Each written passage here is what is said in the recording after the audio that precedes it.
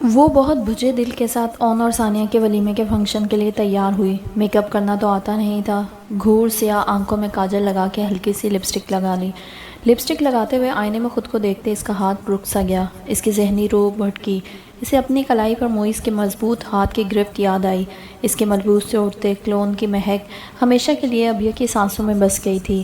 اس نے بایاں ہاتھ اٹھا کر اپنے رخسار پر پھیرا، وہ ابھی بھی اپنے چہرے پر اس کی سانسوں کی تپش محسوس کر سکتی تھی۔ جب ابیہ نے اس واقعے کے بارے میں سوچا، اس نے غربت کے ان لمحات میں موئز کی بے اختیار وارفتگی کو نیند کا شاخسانہ کبھی نہیں سمجھا تھا، اور وہ کہتا ہے کہ میں نیند میں تھا۔ تم نیند میں تھے معز احمد؟ میں تو خواب نہیں دیکھ رہی تھی نا، میرے لیے تو تمہارا وہ قرب ایک کڑی حقیقت ہے۔ پھر تمہارے نہ ماننے کی وجہ؟ ضبط سے اس کی آنکھیں گلابی ہونے لگی۔ اتنی بڑی دنیا ہے، رباب کے لیے تو ہزاروں ہوں گے، میرے لیے تو بس معز احمد۔ تو پھر تمہارے لیے صرف میں کیوں نہیں؟ یا اللہ، تو نے اس شخص کو میرے لیے اتارا تو اس کے دل میں میرے لیے پیار بھی اتارتا، میں کیوں نہیں؟ رباب احسن ہی کیوں؟ اس کی کنپٹیاں سلگ اٹھیں۔ خفیف سے اشتعال کے تحت اس نے لپسٹک رکھ کر ٹیشو پیپر کھینچا اور ہونٹوں کی لپسٹک صاف کر ڈالی۔ ثانیہ نے کہا تھا شرعی رشتہ ہے تو پھر قسمت آزمانے میں کیا حرج ہے، ہارنے سے پہلے جیتنے کی کوشش ضرور کرنی چاہیے۔ تو کیا میں جیت سکتی ہوں معز کو؟ معز کی مسڈ کال پر وہ بہت بے دلی سے چادر اوڑھتی باہر نکلی۔ گیٹ سے باہر آ کر وہ گاڑی میں بیٹھی تو آج کچھ نہیں تھا، نہ وہ پہلی بار جیسا خوف، نہ بعد میں معز سے محسوس ہونے والی جھجک اور شرم۔ آج وہ اپنے دھیان کے دھاگوں میں ایسی الجھی تھی کہ بے حسی آ کر بیٹھ گئی۔ کسی کا لفظوں میں جھٹکنا تو برداشت ہو جاتا ہے شاید، مگر یوں غربت میں جھٹکنا، اس طرح رد کرنا بہت تکلیف دہ ہوتا ہے۔ اور ابھی کل رات سے اور پھر آج صبح سے اسی تکلیف کی زد میں تھی۔ ماما کا آج پورا ارادہ تھا ولیمہ اٹینڈ کرنے کا، مگر طبیعت خراب ہونے کی وجہ سے نہیں آ سکی، ورنہ تم تو گھر ہی رہ جاتی۔ اس نے یوں ہی شاید گاڑی میں چھائی خاموشی توڑنے کے لیے بات برائے بات کی۔ جی میں رکشے یا ٹیکسی میں آ جاتی، وہ سنجیدگی سے بولی تو معز چپ ہو گیا۔ ابیہ نے مزید کہا، ثانیہ میری ماں کے بعد وہ پہلی فرد ہے جو مجھ سے جڑا اپنا رشتہ صحیح معنوں میں نبھا رہی ہیں، میں انہیں ریٹرن ویسا ہی دینا چاہتی ہوں۔ معز کو اس کی بات سراسر طنز لگی، سو برا مان کر خشک لہجے میں بولا، شکر ہے تمہیں کم از کم ثانیہ کا احسان تو یاد ہے۔ ابیہ خاموشی سے ونڈ اسکرین کے پاس گھورتی کچھ سوچتی اور جوڑ توڑ کرتی رہی۔ میرج ہال کے اندر گراؤنڈ پارکنگ میں گاڑی پارک کر کے انہیں فرسٹ فلور پر جانے کے لیے 8-10 سیڑھیاں طے کرنا تھیں۔ 7، 8، 9 وہ آخری سیڑھی پر تھے، لہجہ بر لہجہ ہم قدم۔ ابیہ نے رک کر معز کو دیکھا، وہ ٹھٹکا، استفہامیہ نظروں سے اسے دیکھا۔ کیا ہوا؟ معز کو اس کی کیفیت عجیب سی لگی، چہرے کی رنگت مزید سفید ہو رہی تھی، سیاہ آنکھوں سے حزن چھلک رہا تھا۔ آپ نے تو اپنا فیصلہ سنا دیا، ایک بار نہیں بار بار سنایا آپ نے، وہ خشک ہوتے حلق کے ساتھ بولی تو الفاظ ٹوٹے پھوٹے تھے۔ معز شعوری کوشش سے اس کی طرف متوجہ ہوا۔ ابیہ نے سوکھے لبوں کو زبان پھیر کر تر کیا، پھر بڑی ہمت سے بولی، یہاں مجھے لانے والے بھی آپ تھے اور یہاں سے نکالیں گے بھی آپ۔ میں آپ کی منزل نہ سہی مگر راستے کا پتھر بن کر پڑی رہوں گی۔ واٹ؟ معز کے سر پر دھماکہ سا ہوا۔ Excuse me? دانت پیس کر کہتا وہ اسے کوہنی کے قریب سے بازو پکڑے قدرے کونے میں لے آیا۔ کیا بکواس ہے یہ؟ وقت اور موقع دیکھا ہے تم نے؟ معز کا تو دماغ ہی گھوم گیا۔ تو عورت کا کیا قصور ہے معز؟ مرد جہاں چاہے وقت اور موقع دیکھے بغیر اسے کوئی بھی بات سنا دے، کوئی بھی دفعہ لگا دے اور عورت وقت اور موقع کی نزاکت ہی دیکھتی رہے بس۔ وہ بے بسی سے کہتی بھبک کر رو دی، جانے رات سے کتنا غبار اندر بھر چکا تھا۔ وہ تمام تر احتیاط اور بزدلی بالائے طاق رکھ کر آج ایک مرد سے اپنا حق مانگنے کھڑی تھی۔ جو بات طے ہے وہی ہوگی ابیہ، میری زندگی میں تمہاری کوئی جگہ نہیں ہے۔ معز نے سنگ دلی کی حد کر دی تھی، آنسوؤں سنگ کاجل بہاتی آنکھوں کا گلابی پن اور بڑھ گیا۔ اور جس کی زندگی ہی آپ ہو گئے ہوں معز؟ بلا ارادہ اور بے اختیار وہ اتنی بے بسی اور بے چارگی سے اظہار محبت کر گئی کہ اگر واقعتاً بیوی کے عہدے پر فائز ہوتی تو بھی شاید اتنے کم عرصے میں ایسے بے تکلفانہ اعتراف نہ کرتی۔ معز کو اس کے انداز نے ساکت کر دیا، مگر ابیہ تو شاید آر یا پار والے انداز میں تھی، یوں جیسے دماغی رو پلٹ چکی ہو۔ چہرے کو رگڑ کر چادر سے صاف کرتے ہوئے وہ بہت باغیانہ انداز میں بولی، آپ اپنی زندگی اپنی مرضی سے گزارنا چاہتے ہیں، گزاریں، میری طرف سے آپ کو کوئی دکھ نہیں ملے گا۔ آپ رباب کو پروپوز کرنا چاہتے ہیں، اٹس اوکے، لیکن میں بھی اپنی زندگی کے فیصلے اپنی مرضی سے کرنا چاہتی ہوں معز۔ وہ جو متحیر سا اس کا یہ باغی روپ دیکھ رہا تھا، اس سے بھری دھیمی آواز میں بولا، تو کرو، میری طرف سے تم آزاد ہو، جو چاہے فیصلہ کرو۔ ہاں، کر لیا ہے میں نے فیصلہ۔ ابیہ نے ہلکے سے جھٹکے سے اپنا بازو معیز کے ہاتھ کی گرفت سے چھڑایا، اپنی چادر اتاری اور طے کر کے شولڈر بیگ میں ٹھونس لی۔ ٹخنوں تک آتے فیروزی اور پنک فراک کا ہم رنگ دوپٹہ اس نے شانوں پر پن اپ کر رکھا تھا۔ میڈم نے جو اس کے بال ترشوائے تھے وہ اب دوبارہ کمر کو چھو رہے تھے۔ ابیہ نے محض کلپ کر کے انہیں یوں ہی چھوڑ دیا تھا۔ معیز کے ذہن میں خطرے کی گھنٹی مسلسل بج رہی تھی۔ ابیہ کے انداز و الفاظ سے چھلکتی بغاوت نظر انداز کیے جانے والی نہ تھی۔ ایک ایسی لڑکی جو بالکل زمین سے اٹھ کر آئی ہو اور جس میں اعتماد اور جرأت رتی بھر نہ ہو، اس کا یوں بے خوفی سے آنکھوں میں آنکھیں ڈال کر بات کرنا اچنبھے کی بات تھی۔ ہاتھ کی پشت سے نم آنکھیں پونچھ کر ابیہ نے معیز کی طرف دیکھا۔ وہ اب رو نہیں رہی تھی، مگر بہت تھکی ہوئی اور پرمزہ دکھتی تھی۔ پھر وہ بہت بے خوفی سے بولی، آپ نے مجھے آزاد کرنا ہے تو کر دیں، مگر میں خود سے کبھی اپنا نام آپ کے نام سے الگ نہیں کروں گی اور نہ ہی یہ گھر چھوڑ کر جاؤں گی۔ معیز بھگ سے اڑا۔ وہ اپنی بات مکمل کر کے پلٹی اور متوازن قدموں سے چلتی ہال کا دروازہ کھول کر اندر داخل ہو گئی، جبکہ زمین اور آسمان کے درمیان معلق معیز احمد وہیں منجمد ہوا کھڑا تھا۔ وہ ثانیہ سے ملی تو دل چاہا دھاڑے مار مار کر روئے، مگر ضبط کر کے رہ گئی۔ ثانیہ نے اسے اسٹیج پر ہی اپنے پاس بٹھا لیا۔ اتنی لیٹ سارے مہمان آ چکے ہیں، ثانیہ نے مصنوعی خفگی سے کہا تو وہ محض مسکرا دی۔ کیا بات ہے، طبیعت ٹھیک نہیں لگ رہی تمہاری؟ اف، یہ محبت کرنے والے۔ ابیہ کو ٹوٹ کر احساس ہوا کہ ثانیہ اس کی بہت فکر کرتی تھی۔ ہاں، تھوڑا سا بخار ہو گیا تھا رات کو، اس کی وجہ سے ویکنس ہو رہی ہے۔ اسے تسلی دینے کے لیے بے ضرر سا جھوٹ بول دیا، ورنہ تو ایمرجنسی نافذ کر کے پورا اسٹیج اتل پتل کرنے کی صلاحیت رکھتی تھی۔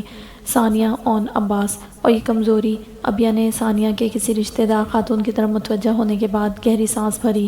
یہ تو معیز احمد کے سامنے بے جا بہادری دکھانے کے بعد کی کمزوری تھی، وہی بخار کے بعد کی کمزوری۔ وہ سوچتی تو اس کا ذہن چکراتا، ابھی چند لمحے پہلے وہ کیا کر آئی تھی۔ اسے خود بھی یقین نہ ہوتا کہ وہ معیز سے وہ سب کہہ چکی تھی جو دل و دماغ پر ساری رات بیتتا رہا تھا۔ معیز کو ہال میں اون کے ساتھ محو گفتگو دیکھ کر ابیہ نے نگاہ پھیر لی۔ وہ ابھی تک طے نہیں کر پائی تھی کہ اس کا اٹھایا جانے والا قدم راست تھا یا نہیں، اور یہ کہ اب معیز احمد کیا حکمت عملی اپنائے گا۔ پورے فنکشن میں وہ گمسم سی رہی، کھانا بھی برائے نام کھایا۔ ثانیہ ہی اس کی پلیٹ میں کچھ نہ کچھ ڈالتی رہی اور وہ بس چڑیا کی طرح ٹونگتی رہی۔ فنکشن ختم ہوا، لوگ واپس جانے کو تھے۔ ثانیہ نے صاف اعلان کر دیا کہ وہ امی اور دادی کے ساتھ جائے گی۔ اون کی تیوری چڑھی، مکہ لاوے کی رسم تھی، اصولاً اون کو بھی ساتھ جانا پڑتا، جو کہ وہ ہرگز نہیں چاہتا تھا۔ کل ہی تو لوٹے ہیں وہاں سے، آج پھر چلا جاؤں؟ امی، آپ کی بہو رخصت ہو کر آئی ہے یا میں جا رہا ہوں؟ اس نے امی کے سامنے دانت پیسنے اور پاؤں پٹکنے کی ساری حسرت پوری کر لی۔ جواباً انہوں نے ہلکی سے گھوری کے ساتھ اوہوں کیا اور بس۔ خوشی سے جاؤ، منہ لٹکا کے آنا کانی کرو گے تو اپنے ابا کو جانتے ہو، سارا پروٹوکول بھول کر گردن سے پکڑ کر دولہا کی گاڑی میں بٹھا دیں گے۔ معیز نے اس کی حالت کا لطف لیتے ہوئے نقشہ کھینچا تو وہ اسے گھورنے لگا۔ معیز نے اچٹی نگاہ چادر اوڑھے واپسی کو تیار کھڑی ابیہ کو دیکھا۔ ثانیہ بڑے پیار سے اس سے ملی۔ اوکے ابیہ، واپس آؤں گی تو پھر تمہاری طرف بھی چکر لگاؤں گی۔ اس نے ابیہ کا ہاتھ دبایا، پھر معیز کو دیکھ کر سنجیدگی سے بولی، اس کی طبیعت ٹھیک نہیں ہے معیز بھائی، خیال رکھیے گا اس کا۔ معیز کے اعصاب اس یاد دہانی پر کشیدہ ہونے لگے۔ ہر کسی کے لیے وہ بیچاری تھی، اور معیز ظالم، بلکہ شاید ظالم دیو، جو ایک رحم دل پری کو قید کیے بیٹھا تھا۔ وہ اندر ہی اندر سلگتا ان سے رخصت لیتا گاڑی میں آ بیٹھا۔ ابیہ کا دل سہم سہم کر دھڑک رہا تھا۔ ابھی اگر گرجتا برستا معیز اس پر الٹ پڑتا تو وہ بے ہوش ضرور ہو جاتی۔ کچھ ایسی ہی کیفیت ہو رہی تھی دل کی، مگر اللہ کا شکر کہ وہ خاموشی سے گاڑی ڈرائیو کرتا رہا۔ پوش میں گاڑی کھڑی کر کے معیز نے گاڑی کی اندرونی لائٹس آن نہیں کی تھیں۔ ابیہ گاڑی سے اتری تو اپنی طرف کا دروازہ بند کرتا معیز اس سے پہلے اندر چلا گیا۔ ابیہ کی نیکسی کی طرف بڑھتے قدم مدھم پڑ گئے۔ اسے اچھی طرح سے اس ان دیکھی دیوار کا احساس ہو رہا تھا جو اس کے اور معیز کے بیچ آج پھر سے اگائی تھی۔ ولیمے کا فنکشن، اوپر سے سید پور تک کا پھر سے سفر۔ اون کا تو اپنے بال نوچنے کو جی چاہ رہا تھا۔ ابا کے ایک کڑی نگاہ نے اسے کان دبا کر گاڑی میں بیٹھنے پر مجبور کر دیا تھا۔ تھکاوٹ سے اس کا برا حال تھا۔ اگر تو ثانیہ کے ساتھ تعلقات صحیح جا رہے ہوتے تو وہ بھی ساری رسموں کو دل کھول کر انجوائے کرتا، مگر ابھی تو فی الحال کن پٹی پر پستول رکھ کر اس سے ہر کام کرایا جا رہا تھا۔ یہ مکلاوے کی رسم تو نری فضول اور بے ہدہ لگ رہی تھی۔ اسے اپنا آپ دولہا کم اور کسی ننھی سی بچی کا گڈا زیادہ لگ رہا تھا، جس سے جیسے جی چاہے الٹ پلٹ لو، جہاں جی چاہے سلا دو، اٹھا دو۔ سچ شکر کہ گھر پہنچ کر رات کو مزید آدھی رات نہیں بنایا گیا۔ کولڈ ڈرنک سے تواضع کے بعد انہیں کمرے میں بھیج کر باقی سب بھی سونے کے لیے اٹھ گئے۔ گاؤں میں تو ویسے بھی رات جلدی ہو جاتی ہے۔ اون نے اپنے اعصاب کو مسلسل کسی شکنجے میں کسا محسوس کیا تھا۔ وہ دونوں ثانیہ ہی کے کمرے میں تھے، مگر اب وہاں پلنگ کے بجائے خوبصورت سا ڈبل بیڈ بچھا کر نئی سیٹنگ کر دی گئی تھی، یقیناً دلہا کے اعزاز میں۔ اون نے بیڈ پر بیٹھتے ہوئے جوتے اتار کر ادھر ادھر پھینکے، ٹائی کو کھینچ کر بستر پر پھینکا۔ ارے ارے! ثانیہ جو آئینے کے سامنے کھڑی اپنا ہار سنگھار اتارنے کی طریقہ کار پر غور کر رہی تھی، جیسے تڑپ کر پلٹی۔ یہ میرا کمرہ ہے جناب، اور میں اس کی اتنی بے عزتی برداشت نہیں کر سکتی۔ بس جی، اون کے تو تلووں میں لگی سر پر جا بجھی، اچھل کر بیڈ سے کھڑا ہوا۔ اچھا، اب یہ جتاؤ گی تم مجھے؟ اور وہاں جو میرے کمرے میں میرے بیڈ پر قبضہ کیا ہوا تھا تم نے، وہ کیا تھا؟ اچھا، تم نے دیکھا تھا مجھے وہاں سوتے؟ ثانیہ نے استہزائیہ انداز میں پوچھا اور پھر سر جھٹک کر کانوں کے جھمکے اتارنے لگی۔ میں واش روم سے نکلی تو پورے کمرے میں تمہارے خراٹے گونج رہے تھے۔ طنز پہ طنز، اون کا بس نہ چلتا تھا پاؤں پٹکے یا سر، اور یہ بھی کہ اپنا یا ثانیہ کا۔ وہ بڑے اطمینان سے ساتھ دوپٹے کی پنیں اتار رہی تھی، اس کے بعد سارا زیور، اور پھر اسی سکون کے ساتھ ہاتھوں پہ کریم مل کر چہرے پر لگائی اور ٹیشو سے چہرہ صاف کرنے لگی۔ اون عباس جل کڑ کر رہ گیا۔ اس شادی نے ابھی تک تو کچھ نہ دیا تھا سوائے خسارے کے۔ زہر لگتی ہیں مجھے یہ شادی کی رسمیں، اور خاص طور پر یہ مکلاوا، بلکہ دکھلاوا کہو تو زیادہ بہتر ہوگا۔ مجھے تو دنیا دکھاوا ہی کرنا پڑا نا۔ وہ کپڑے تبدیل کر آئی تو وہ ابھی تک اسی کیفیت میں تھا۔ ثانیہ نے نرمی سے کہا، تمہارے کپڑے امی نے واش روم میں لٹکا دیے ہیں، چینج کر لو۔ سوال گندم، جواب چنا۔ اون نے دان کچکچائے، مگر وہ بے نیازی سے آئینے کے سامنے جا کر اپنے بال برش کرنے لگی۔ اپنا کمرہ ہے جی۔ وہ مارے بندے واش روم میں چلا گیا، اور جب باہر نکلا تو نائٹ بلب کی سبز مدھم روشنی میں خوابناک سا ماحول بنائے وہ اپنی جگہ پر لیٹ چکی تھی۔ اون جل بھن کر رہ گیا۔ بڑی مہربانی کہ اپنے بیڈ پر جگہ دے دی محترمہ نے۔ وہ اپنی طرف دراز ہوا تو کسی کپڑے کو ہاتھ لگا۔ اس نے بغور دیکھا تو سلگ سا گیا۔ دونوں کے درمیان طے شدہ چادر لمبی لٹائی گئی تھی، یعنی بارڈر لائن، کنٹرول لائن، جو بھی سمجھ لیں، مگر اس وقت اون کو تو وہ چادر کی تہ دیوار چین لگ رہی تھی۔ ہاں ہاں، بلکہ ایک بار پھر ہاں۔ اون کی انا پر تازیانہ پڑا تو اس نے بھی تنفر سے سر جھٹکا۔ وہ اس کی قربت نہیں چاہتی تھی۔ چادر کی یہ دیوار اون کے لیے ایک پیغام تھی کہ اس کی قربت ثانیہ کے لیے پسندیدہ نہیں ہے۔ سو اون نے اس سے زیادہ ہٹیلا پن دکھایا اور کروٹ لے کر ثانیہ کی طرف پش کر لی۔ پلکوں کی جھری سے دیکھتی ثانیہ نے سینے میں دبی سانس خارج کرتے ہوئے آنکھیں کھول کر اون کی پش کو دیکھا۔ وہ مرد تھا۔ ایک معمولی سی چادر کی دیوار اس کے لیے کیا معنی رکھتی تھی؟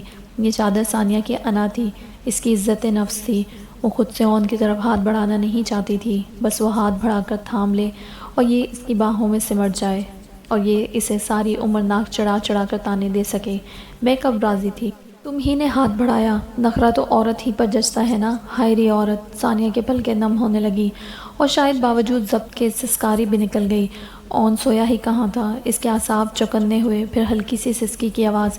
اس نے آہستہ سے چہرہ موڑ کر دیکھا تو وہ ہاتھوں سے چہرہ رگڑ رہی تھی۔ تم رو رہی ہو؟ اون نے بے یقینی بھری حیرت سے سوال کیا تو وہ دم سادھی یوں ہی پڑی رہ گئی۔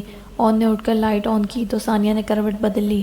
کیا تماشا ہے؟ کیا ہوا ہے تمہیں؟ وہ پرواہ نہیں کرنا چاہتا تھا، مگر خود کو مجبور پاتا تھا اس کی پرواہ کرنے پر۔ ابھی بھی قدرے اکھڑے ہوئے انداز میں پوچھا۔ کچھ نہیں، لائٹ آف کر دو پلیز۔ روندھی آواز، رویا لے جا۔ ان کی حیرانی بڑھی۔ وہ چلتا ہوا ثانیہ کی طرف آیا۔ بیوقوف نہیں ہوں میں۔ ابھی تو تم اپنے کمرے اور بستر کا حق دعویٰ کر رہی تھی، اور اب ٹسوے بہا رہی ہو۔ اتنے ڈرامائی ماحول میں میں کیا خاک سوؤں گا؟ وہ ناراضگی سے بولا۔ وہ پاؤں سمیٹتی اٹھ بیٹھی۔ ہاں نا، تو میرا کمرہ ہے، میں جو جی چاہے کروں۔ نظریں ملائے بغیر کہا تو اون نے تیز نظروں سے اسے گھورا اور غصے سے بولا، تمہاری اسی اکڑ نے تمہیں اور مجھے کہیں کا نہیں چھوڑا۔ عجیب ہی اثر ہوا۔ ایک دم سے وہ ہاتھوں میں منہ چھپا کر رونے لگی تو اون ہونک سے اسے دیکھنے لگا، پھر خجل سا ہو کر سر پر ہاتھ پھیرا۔ ایسا کیا کہہ دیا بھائی؟ خود تو کل شادی کی پہلی رات ہی تیر تلوار چلا رہی تھی۔ میں نے کچھ کہا کیا؟ شوہر کی تو ذرا سی بات برداشت نہیں ہوتی عورتوں سے۔ اون کو گلا ہوا۔ ثانیہ نے ہاتھوں سے چہرہ پونچھا، شاید رو رو کے تھک گئی تھی۔ لائٹ آف کر دو پلیز۔ میں آدھی رات کو تمہاری شکل دیکھنے کے لیے نہیں جاگا تھا۔ کیوں رو رہی تھی تم؟ اون نے اسے گھورا۔ دل چاہ رہا تھا میرا، بس، یا اور کچھ؟ وہ چڑھ کر بولی اور غصے سے اسے دیکھا۔ چہرے کے اطراف بکھری لٹیں اور رونے سے گلابی ہوتی آنکھیں۔ اون کا دل بے اختیار ہی دھڑکا۔ ثانیہ کے معاملے میں اس کا دل اتنا ہی کمینہ تھا، ہمیشہ اسی کی سائیڈ لیا کرتا تھا۔ اب میرے دماغ کا ایک عاشق کیا کرے؟ وہ ثانیہ کے قدموں میں بیٹھ گیا، سمٹے ہوئے پیروں کے بالکل پاس۔ اون نے ہاتھ بڑھا کر دل کی خواہش پر لبیک کہتے ہوئے اس کے بالوں کی لٹوں کو کان کے پیچھے اڑسا تو ثانیہ کا غصہ اڑن چو ہو گیا، بلکہ بھوجل ہو کر رخساروں پر سجدہ ریز ہونے کو تھی۔ اللہ اللہ، اب میں اون عباس سے شرماؤں گی؟ اس کی انا گوارہ نہ کر رہی تھی۔ اون نے کہا تھا شادی سے انکار کر دو، تو کیا اون کے دل سے ثانیہ کی محبت ختم ہو گئی تھی؟ اب دوبارہ سے اون کے لبوں سے اعتراف محبت سنے بغیر وہ اس کی زندگی میں شامل نہیں ہونا چاہتی تھی۔ کیوں رو رہی تھی؟ سچ بتاؤ، نرمی سے پوچھا تو وہ بے بسی سے بولی، یوں ہی خیال آیا اب تو میرے کمرے میں بھی ساری رات کھڑاٹے لیتے رہو گے۔ ہیں؟ اون نے کرنٹ کھا کر ہاتھ پیچھے کھینچا، پھر بدک کر اٹھا۔ تم؟ کچھ کہنا چاہا مگر غصے کی شدت سے کچھ کہا نہیں گیا۔ دھم دھم کر کے جا کر لائٹ آف کی اور دھڑام سے اپنی جگہ پر گر گیا۔ ثانیہ نے زور سے آنکھیں میچ لی۔ یہ دو پیار کرنے والے بے وقوفوں کی کہانی تھی۔ بھاڑ میں گئی دوستی اور مصلحت۔ معیز نے کمرے میں آ کر ٹائی نوچتے ہوئے ایک طرف پھینکی اور بیڈ پر بیٹھ کر جوتے اتارنے لگا۔ ابیہ کے انداز کی بے خوفی سے رہ رہ کر سلگھا رہی تھی۔ یعنی اب وہ مجھے بلیک میل کرے گی؟ ثانیہ نے یقیناً اسے بتا دیا ہوگا کہ ابو نے مجھے ابیہ کو طلاق دینے سے منع کیا تھا، اور اپنے آخری خط میں بھی اس بات کا پابند بنایا کہ ابیہ اپنی زندگی کا فیصلہ اپنی مرضی سے کرے یا کسی بھی اچھے انسان سے شادی کر لے۔ وہ شاور لے کر کپڑے تبدیل کر کر آیا تو سر ابھی بھی بھوجل تھا۔ ماما تو طوفان کھڑا کر دیں گی اگر بالفرض میں ایسا سوچ بھی لوں۔ پہلے ہی جب سے ابیہ آئی ہیں ان کا بی پی ہائی رہنے لگا ہے۔ اس کی ماں کی وجہ سے میری ماما نے ساری ازدواجی زندگی کانٹوں پر گزاری ہے، اور باقی کی وجہ میں بن جاؤں ابیہ کے ذریعے۔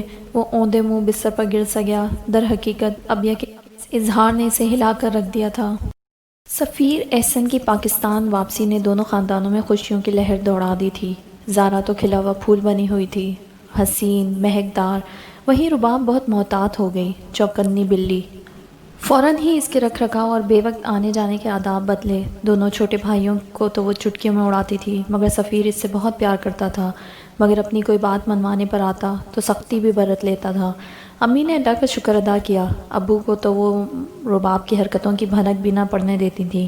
ان کا ارادہ تھا کہ سفیر سے سارا معاملہ ڈسکس کریں گی، لیکن رباب ایسی پرانے چولے میں لوٹی کہ امی نے اطمینان کی سانس لی۔ کئی دنوں سے سفینہ بیگم اپنی طبیعت میں بھوجل پن سا محسوس کر رہی تھی، مگر اب سفیر کے آنے کی خوشی میں وہ چیک اپ کے سلسلے کو ذرا ٹالے ہوئے تھیں۔ کل سفیر اور اس کی فیملی کو ڈنر پر انوائٹ کیا گیا تھا۔ زارا بیچاری کی تو کوئی بہن تو تھی نہیں کہ اس سچویشن پر اس سے کوئی ڈسکشن کرتی، مگر ایز اور عمر اس کو چھیڑنے میں پیش تھے۔ اوفو، شاہی ڈنر، عزت مآب سفیر احسن صاحب کے اعزاز میں۔ تم تو بہت مس کرو گی زارا۔ بات کرتے کرتے آخر میں عمر کا انداز پرتعصب ہو گیا تھا۔ فرینچ فرائز ٹونگتی زارا نے اس انکشاف پر گھور کر عمر کو دیکھا۔ میں کون سا کل مریخ کی سیر کو جا رہی ہوں؟ غور کریں ذرا، اس ڈنر کے لیے تو یہ مریخ کی سیر بھی ملتوی کر سکتی ہیں۔ ایز نے لقمہ دیا۔ وہ تینوں ٹی وی لاؤنج میں موجود تھے۔ ٹی وی کے ساتھ فرینچ فرائز اور ہوم میڈ نگٹ سے بھی لطف اٹھایا جا رہا تھا۔ نہ بھائی، تمہارا تو سخت قسم کا پردہ ہوگا سفیر سے، عمر نے قطعیت سے ہاتھ اٹھا کر کہا تو وہ بے حد سنجیدہ تھا۔ زارا جل کر رہ گئی۔ ہاں تو میں عبایا پہن کر بیٹھ جاؤں گی، بلکہ کہیں گے تو درمیان میں پردہ لٹکا لیں گے۔ بہت عقل مند ہے ہماری گڑیا۔ عمر کو دونوں تجاویز بہت پسند آئی تھیں۔ ایز کی طرف دیکھتے ہوئے سراہنے والے انداز میں بولا، اس نے تو پہلے سے ہی سوچ رکھا ہے۔ Very right. بالکل بھی نہیں۔ زارا کا چہرہ لال پڑنے لگا تو وہ فرینچ فرائز کی پلیٹ ٹیبل پر پٹکتی اٹھ کھڑی ہوئی۔ خبردار جو آپ نے درمیان میں اماں بننے کی کوشش کی ہو تو۔ عمر کو گھورا۔ تم شاید ظالم سماج کہنا چاہتی ہو، مگر احترام کے مارے کہہ نہیں پائیں۔ ایز نے اس کا حوصلہ بڑھایا تو بھی کس انداز میں؟ زارا کا دل چاہا ان مسکراتی آنکھوں والے دونوں بندوں کے سروں پر گرم گرم نگٹس اور فرینچ فرائز الٹ دے۔ ماما کو بتاتی ہوں جا کر، پھر دیکھنا وہ بتائیں گی اچھے سے آپ لوگوں کو۔ خود کو ان کے مقابلے میں بے بس پا کر وہ پاؤں پٹکتی سفینہ کے کمرے کی طرف بڑھی تو پیچھے سے ان دونوں کی ہنسی نے اور تپایا۔ یہ ہے فرینچ فرائز حاصل کرنے کا صحیح طریقہ۔ زارا کی پلیٹ تھام کر عمر نے داد طلب نظروں سے ایز کو دیکھا۔ اسی وقت سفینہ بیگم کے کمرے سے زارا کی چیخوں کی آواز نے انہیں بوکھلا کر اٹھنے اور ان کے کمرے کی طرف بھاگنے پر مجبور کر دیا۔ زارا مسلسل چلا کر ان دونوں کو پکار رہی تھی۔ دروازہ کھول کر اندر کا منظر دیکھتے ہی وہ دونوں دہل کے رہ گئے۔ مکلاوے سے اگلے روز ہی اون نے ریسٹورنٹ جانے کی تیاری پکڑ لی۔ دعوتیں تو رات کو ہوتی ہیں امی، ان کے لیے چھٹی کر کے سارا دن گھر میں پڑے رہنے کی کیا ضرورت ہے؟ امی کے اعتراض پر اون نے آرام سے جواب دیا، پھر انہیں یاد دلایا، اور ہاں میں ثانی سے کہہ آیا ہوں، میرا ناشتہ وہی بنائے گی، آپ آرام کریں اب۔ امی کی آنکھیں حیرت سے پھیلی۔ 2 دن کی دلہن سے کام کرواؤ گے تم؟ شکر ہے آپ نے 2 دن کی بچی نہیں کہہ دیا امی، اون نے مذاق میں بات اڑائی۔ اندر کمرے میں ثانیہ نے ناشتے کا آرڈر سن کر جس طرح مکھی اڑائی تھی، اس سے اون کو اندازہ ہو گیا تھا کہ وہ کس طرح ابا کی نظروں میں ثانیہ کے نمبر کم اور اپنے زیادہ بنا سکتا ہے۔ اپنے ابا کو جانتے ہو نا؟ انہوں نے دھمکایا۔ جی بچپن سے جانتا ہوں، آپ ہی نے تعارف کروایا تھا۔ اون کے جواب الٹے ہی ہوتے تھے۔ انہوں نے ہنسی دبائی۔ ابھی تو اس کے ہاتھوں کی مہندی بھی پھیکی نہیں پڑی اون، تو ایسے ہی پھیکی پڑے گی نا کام کرنے سے۔ ابا بھی ناشتے کی میز پر تشریف لے آئے۔ کیا بات ہے بھائی؟ ناشتہ نہیں کرنا آج؟ انہوں نے خالی برتنوں کو گھورتے ہوئے پوچھا۔ امی فوراً اٹھی۔ چائے تو میں کب کی بنا آئی ہوں، یہی مجھے باتوں میں لگائے ہوئے ہے۔ سارا ملبہ اون پر ڈالا اور واقعی حقیقت یہی تھی۔ وہ چاہتا تھا آج امی ناشتہ نہ بنائیں، اور ثانیہ کو تو یہ کام کسی طور پر نہ کرتی۔ ابا یقیناً اس پر خفا ہوتے۔ کم از کم اس روز کمرہ لاک کرنے والی حرکت کا بدلہ تو پورا ہو جاتا۔ ظاہر ہے باتوں کے علاوہ آتا کیا ہے تمہارے لاڈلے کو؟ ابا نے ہمکارا بھرتے ہوئے اخبار سیدھا کیا۔ اون تڑپ اٹھا۔ ابا کا انداز ایسا تھا جیسے بس کسی پاکستانی سیاستدان پر تبصرہ کیا ہو اور بس۔ اچھا، اور وہ آپ کی لاڈلی؟ آج دیکھیے گا کیا ملتا ہے ناشتے میں۔ معذرت اور افسوس کے علاوہ مارے غصے کے اون کے منہ سے سیدھی بات نہ نکلی تھی۔ اسی وقت چوڑیاں کھنکیں اور ایک جانی پہچانی سی خوشبو اون کے گرد چکرائی۔ مہندی والے ہاتھوں نے گرما گرم پراٹھے کی ایک پلیٹ ابا کے سامنے رکھی اور دوسری اون کے۔ اون کی بات منہ میں ہی رہ گئی۔ بھابھی پھرتی سے چائے لگا رہی تھیں۔ ثانیہ نے ٹرالی میں رکھی پلیٹیں ٹیبل پر رکھیں۔ چکن کا بھنا ہوا قیمہ اور سنہری آملیٹ۔ خوشبوؤں کا طوفان اون کے نتنوں میں گھسا تھا۔ ابا نے کچھ اچنبے سے ثانی کو اور پھر تفاخر اور طنز سے اون کو دیکھا۔ بھائی میں نے تو بہت منع کیا، مگر ثانیہ کی ضد تھی کہ آج کا ناشتہ یہی بنائے گی۔ میں تو بطور مددگار ہی کھڑی رہی کچن میں۔ بھابھی کے لہجے میں کھنک سی تھی۔ بھائی ان کا پورا پورا ساتھ دینے والی جو آ گئی تھی۔ آج کا ناشتہ دونوں نے مل کر بنایا تھا، مگر انہوں نے فراخ دلی سے سارا کریڈٹ نئی دلہن کو دے دیا۔ امی کے دل میں بھی سکون اتر آیا۔ ثانیہ کے ماتھے پر کوئی بل نہ تھا۔ وہ سامنے ابا کے ساتھ والی کرسی پر بیٹھی تھی۔ تبھی اون کو خیال آیا۔ حیرت سے کھلا منہ لیے وہ کافی ہونک لگ رہا تھا، تو وہ چونک کر حال میں لوٹا۔ یہ اون کا پسندیدہ ترین ناشتہ تھا۔ یقیناً بھابھی نے ہی اس کے گوشت گزار کیا ہوگا، مگر بہرحال اس کے نمبر کم کرنے کا اون کا منصوبہ کھٹائی میں پڑ گیا۔ وہ سر جھٹک کر ناشتہ کرنے لگا۔ وہ بڑے لاڈ پیار کے ساتھ ابا کو ناشتہ کروا رہی تھی۔ اوفو، دیکھیں مامو جان، اسپیشلی آپ کے لیے۔ آپ نے یہ قیمہ نہ چکھا تو میری محنت ادھوری رہ جائے گی۔ مجھے امی نے بتایا تھا ہری مرچوں والا آملیٹ آپ کو کتنا پسند ہے، مگر رنگت سنہری ہونی چاہیے۔ پیار، دلار، کھلکھلاہٹ، اون کا دل ان جملوں پر جل جل گیا۔ نئی نویلی دلہن کے یہ جملے تو ادھر ہونے چاہیے تھے، اور وہ ادھر ادھر لٹا رہی تھی۔ اون کو تو اس وقت ابا بھی ایرے غیرے لگ رہے تھے، اور خود وہ نتھو خیرے جس کی طرف کسی کا دھیان ہی نہ تھا۔ ابا تو ابا، آج امی بھی نہیں بہو کی کارکردگی پر فدا ہو گئیں۔ وہ آدھا پونا ناشتہ مرے دل کے ساتھ کر کے چائے ختم کرتا اٹھ کر تیار ہونے کے لیے کمرے کی طرف جانے لگا۔ اچھا اون، میں آپ کے کپڑے نکال کر بیڈ پر رکھ دیے تھے، اور شوز بھی جو آپ نے کہے تھے وہی پالش کیے ہیں۔ ٹائی مجھے ملی نہیں، وہ میں آ کر نکال دیتی ہوں۔ آپ؟ اون اور آپ؟ اس انداز تخاطب پر کون نہ مر جائے ہے خدا۔ اس کی فرمانبرداری سبھی کے دل کو بھائی۔ لو جی، ہو گئے 100 میں سے 150 نمبر۔ اون تقریباً سیڑھیاں رونتا ہوا اپنے کمرے میں پہنچا۔ دروازے کے بند ہونے کی زوردار آواز سن کر ابا کی پلیٹ میں آملیٹ کا ٹکڑا رکھتی ثانیہ کے لبوں پر ہلکی سی مسکراہٹ پھیل گئی۔ اسی وقت ریلنگ تک آ کر اون نے اسے اونچی آواز میں پکارا تھا۔ ثانیہ، ثانیہ! میں دیکھوں شاید رومال اور جرابیں بھول گئی تھی، وہ معذرت خواہ انداز میں کہتی اٹھ گئی۔ دیکھ لو، تمہارے نالائق بیٹے کی زندگی تو جنت بن گئی۔ ابا کی تفاخر بھری آواز پر ثانیہ نے بمشکل ہنسی روکی، اور وہ تیزی سے سیڑھیاں چڑھتی کمرے میں آئی تو وہ لڑاکا عورتوں کی طرح کولوں پر ہاتھ جمائے کمرے کے وسط میں کھڑا اسے گھورنے لگا۔ کیا ہے، ایسے شور کیوں مچا رہے ہو؟ ثانیہ نے ناگواری سے پوچھا تو وہ تنزن گویا ہوا۔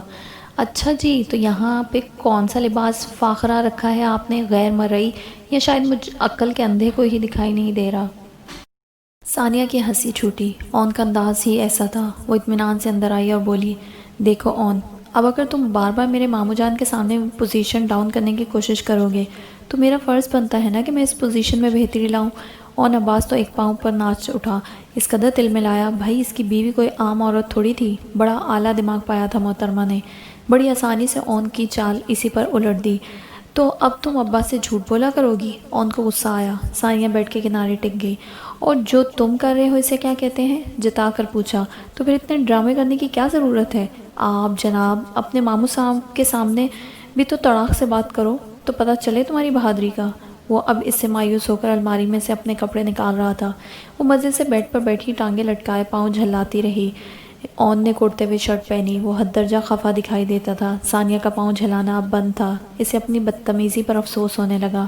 وہ اپنی پینٹ لیے واش روم میں چلا گیا۔ ثانیہ کو پہلے اس کی اتری ہوئی شکل دیکھ کر ترس آیا تھا، پھر پیار آنے لگا، اور اسی پیار کے مارے اس نے اون کے نکلنے سے پہلے ہی اس کی ٹائی اور جرابیں ڈھونڈ کے نکالی، ریک میں سے شوز نکالے اور ہلکا سا کپڑا پھیر کر بیڈ کے پاس رکھ رہی تھی۔ جب وہ واش روم سے نکل آیا، آئینے کی طرف بڑھتے ہوئے وہ ٹھٹکا، نظر اپنی ٹائی اور جرابوں پر پڑی تھی۔ بڑی مہربانی، طنزیہ لہجہ۔ کوئی بات نہیں، وہ شانے اچکا کر ایسے بولی جیسے بہت بڑا احسان کیا ہو اور اب جتانا بھی نہ چاہتی ہو۔ اون بڑبڑاتے ہوئے شیشے کی طرف مڑ گیا۔ ثانیہ کے ہونٹوں پر مسکراہٹ پھیل گئی۔ سفینہ بیگم کا بی پی شوٹ کر گیا اور نروس بریک ڈاؤن ہو گیا تھا۔ ایز نے اپنی پریشانی پر قابو پاتے ہوئے فوراً موئز کو کال کی اور پھر ایمبولینس کال کی۔ موئز کے پہنچنے تک ایمبولینس ہسپتال کے لیے نکل رہی تھی۔ زارا کا رو رو کر برا حال تھا۔ مجھے بھی ساتھ جانا ہے، اس کی ایک ہی ضد تھی۔ ایز اور عمر ایمبولینس میں چلے گئے۔ موئز نے تسلی کے لیے زارا کو ساتھ لگاتے ہوئے ابیہ کا نمبر ملایا اور مختصر لفظوں میں اسے صورتحال بتا کر زارا کے پاس آنے کا کہا۔ تم اس پر اعتماد کر سکتی ہو، بری لڑکی نہیں ہے وہ، میں جا کے تم سے رابطہ رکھوں گا۔ موئز اسے دلاسا دیتا فوراً ہی نکل گیا۔ زارا ہاتھوں میں منہ چھپائے زور زور سے روتی وہیں صوفے پر گر گئی۔ در حقیقت موئز کا حوصلہ ہی نہ پڑا تھا زارا کو ساتھ لے جانے کا۔ اس کی حالت دگرگوں تھی۔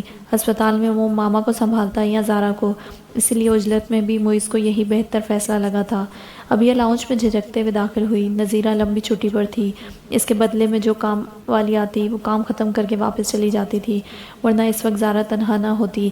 زارا کو بے تحاشا روتا دیکھ کر وہ تیزی سے اس کی طرف بڑھی۔ زارا، کیا ہوا آنٹی کو؟ ابیہ مدہوش سی اس کے پاس آ کر ٹک گئی۔ زارا نے آنسو سے بے حال چہرہ اٹھا کر اسے دیکھا۔ ابیہ نے دلاسے کے لیے اس کا ہاتھ تھام کر گویا تسلی دی۔ زارا بے اختیار ہی اس کے شانے سے لگ کر رونے لگی۔ میری ماما، ابیہ وہ بہت بیمار ہیں، ان کے لیے دعا کرنا۔ ضبط کرتے ہوئے بھی ابیہ کی آنکھوں میں نمی اتر آئی۔ اس نے بے ساختہ ہی زارا کو باہوں کے گھیرے میں لے لیا۔ ماں کے جانے کا دکھ، اس جدائی کا دکھ ابیہ سے بڑھ کر اور کون جانتا تھا۔ وہ دل ہی دل میں دعا مانگتی سفینہ بیگم کی ہر خطا معاف کرنے لگی۔ اسی وقت ابیہ کا موبائل بجنے لگا۔ موئز کی کال تھی۔ زارا کا دل خوف کے مارے بند ہونے لگا۔ ابیہ نے جھپٹ کر کال اٹینڈ کی۔ زارا کو مت بتانا ابیہ، ماما۔ موئز کی تھکی تھکی آواز دکھ سے بھوجل تھی۔ ابیہ کی سماعتیں جیسے ہر آواز سے بے نیاز ہو گئیں۔ دکھ کی لہر نے اسے کاٹ ڈالا تھا اور زارا پر امید برستی آنکھوں سے اس کا چہرہ دیکھ رہی تھی۔ بیٹھے بیٹھے دعائیں کرتے جانے کتنی دیر ہو گئی تھی۔ دعا کرتی زارا کے آنسو تھمنے میں نہیں آتے تھے۔ ابیہ کی اس سے جھجک فطری تھی۔ جو رشتہ اور جو حالات ان کے درمیان تھے وہ اس سے آگے بڑھنے سے روکتے تھے، مگر پھر ایک مماثلت ان کے مابین پل بنی۔ ماں، ابیہ اپنی ماں کا دکھ جھیل چکی تھی جبکہ زارا اس تکلیف سے گزر رہی تھی۔ وہ زارا کا ہاتھ تھام کر پیار سے سہلاتی اسے دھسراہٹ کا احساس دلا رہی تھی۔ ایسے میں موئز کی کال آنا اور اس کی بات سن کر ابیہ کا رنگ اڑنا زارا کے دل کو جیسے کسی نے شکنجے میں کس لیا ہو۔ اسے اگلے ہی لمحے سانس لینے میں دشواری ہوئی۔ ماما، کیا ہوا ماما کو؟ کس کا فون ہے؟ وہ وحشت زدہ سے سرسراتی آواز میں پوچھ رہی تھی۔ موئز لائن کاٹ چکا تھا مگر ابیہ کے کندھوں پر ایک بھاری ذمہ داری کا بوجھ رکھ کر، زارا کو مت بتانا۔ اس کے کانوں میں موئز کی تھکی صدمے سے بھوجل آواز ابھی تازہ تھی۔ ابیہ نے کھنکار کا گلا صاف کیا اور زارا کی طرف اعتماد سے دیکھنے کی کوشش کی۔ وہ ICU میں ہیں، چیک اپ ہو رہا ہے، انشاءاللہ ٹھیک ہو جائیں گی۔ زارا نے بے اعتباری سے اسے دیکھا جس کی رنگت ابھی بھی اپنا اصل رنگ کھوئے ہوئے تھی۔ آمین، زارا نے شدت جذبات سے بھرپور انداز میں کہا۔ وہ ابیہ کی بات پر دل سے یقین کرنا چاہتی تھی، چاہے یہ سچ تھا یا جھوٹ، مگر وہ اسی پر اعتبار کر کے جینا چاہتی تھی کہ سفینہ زندہ ہیں۔ ڈاکٹرز کی ٹیم ان کا تفصیلی چیک اپ کر رہی ہے اور وہ بالکل ٹھیک ہو جائیں گی۔ خاموشی ان دونوں کے درمیان بکل مارے بیٹھ گئی۔ زارا مسلسل زیر لب ورد کرتی دونوں بھائیوں میں سے کسی کو بھی فون نہ کر رہی تھی، جانے کس فریب کے حصار میں گھری رہنا چاہتی تھی۔ اون بھاگم بھاگ ہسپتال پہنچا تو عمر اور ایز سمیت موئز کا حال بھی دگرگوں تھا۔ سفینہ بیگم ابھی تک ICU میں تھیں اور ڈاکٹرز کوئی بھی تسلی بخش جواب نہیں دے رہے تھے۔ موئز نے ابیہ کو فون کر کے سفینہ بیگم کی خرابی طبع اور دعا کرنے کا کہہ دیا اور ساتھ ہی تاکید بھی کی کہ زارا کو سب ٹھیک ہے کہ رپورٹ ہی دے۔ یہ سب ہوا کیسے؟ اون دکھ کی کیفیت میں تھا، بس ایک دم سے بی پی شوٹ کر گیا۔ وہ تو زارا نے دیکھ لیا، ورنہ تو اسپتال میں بھی ٹائم پہ نہ پہنچ پاتے۔ موئز خود کو بہت ضبط سے سنبھال رہا تھا، وگرنہ ایز تو باقاعدہ عمر کے گلے لگ کر رو چکا تھا۔ اگلے 4 گھنٹے اسی ٹینشن میں اور شدید پریشانی میں گزرے۔ ڈاکٹرز اور اسٹاف پوچھنے پر بھی فی الحال مریض کی حالت نہیں بتا رہے تھے، اور پھر سینئر ڈاکٹر فاروق جلال نے بالآخر موئز کو اپنے کمرے میں بلایا تو وہ افتاؤ خیزاں ان کے کمرے میں پہنچے تو ان کے فقط چہروں کو دیکھتے ہوئے ڈاکٹر فاروق نے تمہید باندھی، دیکھیں ہر کام میں اللہ کی کوئی نہ کوئی مصلحت ہوتی ہے، زندگی دینے والا وہ ہے تو موت پر بھی اسی کو قدرت حاصل ہے، ہم لوگ تو بس اپنی سی کوشش کر سکتے ہیں، کسی کی سانسوں کو بحال کرنے کی اصل ڈاکٹر جو زندگی اور موت کا فیصلہ کرتا ہے وہ اوپر بیٹھا ہے۔ انہوں نے انگشت شہادت سے آسمان کی طرف اشارہ کیا تو موئز نے وحشت زدہ انداز میں پوچھا، ڈاکٹر صاحب کیا بات ہے، ماما ٹھیک تو ہے نا؟ ڈاکٹر فاروق نے تھکے ہوئے انداز میں اپنی کرسی سے پش لگائی، وہ اللہ ہے ہر شے پر قادر، چاہے تو زندگی دے اور چاہے تو موت، مگر ایک تیسری کنڈیشن بھی ہے، وہ کہتے ہوئے لمحہ بھر کو تھمے، 4 فق چہروں کو دیکھا، پھر بولے، چاہے تو زندگی اور موت کے درمیان معلق کر دے۔ یو مین کوما؟ عمر نے بے یقینی سے ایک دم پوچھا تو موئز اور ایز وحشت زدہ سے ڈاکٹر کو دیکھنے لگے، پھر ڈاکٹر کا اسپات میں ہلتا سر دیکھ کر دکھ سے اپنی جگہ گڑ گئے۔ یہ کیفیت 2 دن کی بھی ہو سکتی ہے، 2 سال کی بھی، یا پھر سالوں تک کی بھی۔ ڈاکٹر فاروق انہیں تفصیلی بریفنگ دے رہے تھے جو ان کی سائیں سائیں کرتی سماعتوں سے ٹکرا تو رہی تھی، مگر دکھ اور غم کی شدت فی الحال اور کچھ سوچنے سمجھنے کی صلاحیت کھوئے ہوئے تھی۔ دکھ اور تکلیف کی ایک شدید لہر تھی جو اس گھرانے سے پوری طاقت کے ساتھ ٹکرا گئی، اور ان کا رد عمل بھی وہی تھا جو کسی بھی تکلیف کے آنے پہ ہوتا ہے، پوری طاقت سے خوفزدہ سا ہو کر چیخنا چلانا اور آہستہ آہستہ اس تکلیف کی حقیقت کو قبول کرتے ہوئے اس کے ساتھ زندگی گزارنے پر خود کو مجبور پانا، مگر اس تکلیف کا احساس کبھی ساتھ نہ چھوڑتا تھا، بالکل ایڑی کے کانٹے کی طرح ہر قدم پر تکلیف۔ آج 1 ہفتہ ہونے کو آیا تھا اور سفینہ بیگم ہاسپٹل میں کومے کی حالت میں تھیں۔ زارا کی آہ و بکا اور رونا کرلانا بھی ان کی بند پلکوں میں جنبش نہ لا پایا تھا، اور نہ ہی جوان بیٹوں کے ہاتھوں کا بے بسی بھرا لمس اور دبی سسکیاں، مگر وہ مرد تھے، جیسے تیسے خود کو سنبھال کر بظاہر پھر مضبوطی سے کھڑے ہو گئے، مگر زارا ماں کی لاڈلی، ان کے بغیر ایک پل نہ رہنے والی، سارا دن ماں کا ہاتھ تھامے بیٹھی رہتی۔ سفیر احسن اور اس کی پوری فیملی فوری طور پر ہاسپٹل پہنچی۔ زارا کی حالت دگرگوں تھی، موئز اور عمر کے لاکھ سمجھانے پر بھی وہ گھر جانے کو تیار نہ تھی۔ اسے دیکھ کر سفیر کا دل دکھ سے بھر گیا، ایسی ملاقات کا خواب تو ان دونوں میں سے کسی نے بھی نہیں دیکھا تھا۔ سفیر نے زارا کے سر پر ہاتھ رکھا تو اس میں ہمدردی، محبت اور دوسرا ہرٹ کا احساس تھا۔ زارا سفیر کی امی کے گلے لگ کر بلک اٹھی، سبھی کی آنکھیں نم ہو گئیں۔ یا خدا، یہ کیسی زندگی تھی، موت نہ ہوتے ہوئے بھی موت جیسی۔ سفیر کی امی کے سمجھانے پر وہ بمشکل گھر آنے پر راضی ہوئی۔ واپسی پر رباب اس کے ساتھ گھر آئی۔ عمر اور ایز نے موئز کو بھی تھوڑی دیر آرام کے لیے ان کے ساتھ ہی بھجوا دیا۔ 1 ہفتے سے وہ مسلسل سفینہ بیگم کے سرہانے بیٹھا تھا۔ نارمل ہو جاؤ موئز، اللہ سے احتجاج باندھ کے مت بیٹھو، تم جانتے ہو کہ تمہارے یوں ڈاکٹرز کے پیچھے بھاگنے اور راتوں کو مسلسل جاگتے رہنے سے کچھ نہیں ہونے والا، بلکہ تم اپنی بھی صحت خراب کر رہے ہو۔ مریض کی دیکھ بھال ایک مریض نہیں بلکہ ایک صحت مند انسان ہی کر سکتا ہے۔ اس کے احتجاج پر عمر نے اس کے شانوں پر دونوں ہاتھ جماتے ہوئے تادیبی انداز میں سمجھایا تو وہ چپ سا ہو گیا۔ عمر اور ایز باری باری آرام کر لیا کرتے تھے، لیکن موئز نے تو گویا قسم ہی کھا لی تھی کہ جب تک سفینہ بیگم آنکھیں نہ کھولیں گی وہ ان کے سرہانے سے نہیں اٹھے گا۔